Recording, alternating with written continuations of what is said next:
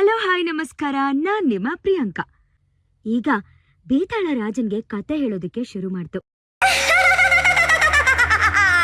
ನಾನೀಗ ಕತೆ ಶುರು ಮಾಡ್ತೀನಿ ರಾಜ.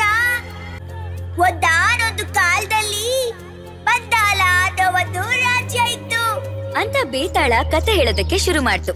ಹೀಗೆ ಒಂದು ದಿನ ಅದೇ ರಾಜ್ಯದ ಸಂತಣ್ಣ ಅನ್ನೋ ಮುತ್ಕ ಅವರಿಬ್ಬರು ಮಕ್ಕಳ ಜೊತೆಗೆ ಅರಮನೆಗ್ ಬರ್ತಾನೆ. ರಾಜ ಸಂತಣ್ಣನ ನೋಡಿ, ಬಾ ಸಂತಣ್ಣ, ಅರಮನೆಗ್ ಬಂದ ವಿಷಯ ಏನು? ನನ್ನ ವ್ಯಾಪಾರ ಪೂರ್ತಿ ನಷ್ಟ ಆಗಿ ಈಗ ಬೀದಿಗ್ ಬರೋ ಪರಿಸ್ಥಿತಿ ಆಗಿದೆ.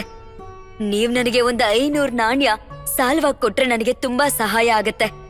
ಎಷ್ಟು ಬೇಗ ಸಾಧ್ಯನೋ ಅಷ್ಟು ಬೇಗ ನಿಮ್ ಸಾಲ ವಾಪಸ್ ಕೊಟ್ಬಿಡ್ತೀನಿ.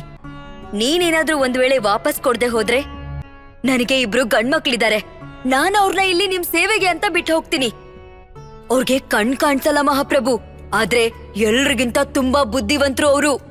ಇವನು ನನ್ ಮಗ ಅಭಿಷ್ಟ ಅಂತ, ಇವನು ನನ್ನ 2ನೇ ಮಗ ಅಥರ್ವ. ಇವರಿಬ್ಬರಿಗೂ ಒಂದೊಂದು ವಿಶೇಷತೆ ಇದೆ. ಅಭಿಷ್ಟ ಕುದುರೆಗಳನ್ನ ಪರೀಕ್ಷೆ ಮಾಡೋದ್ರಲ್ಲಿ ನಿಪುಣ. ಯಾವ ಕುದುರೆ ತೋರ್ಸಿದ್ರು ಅದ್ರ ಬಗ್ಗೆ ಎಲ್ಲ ವಿವರಗಳನ್ನು ಹೇಳ್ತಾನೆ.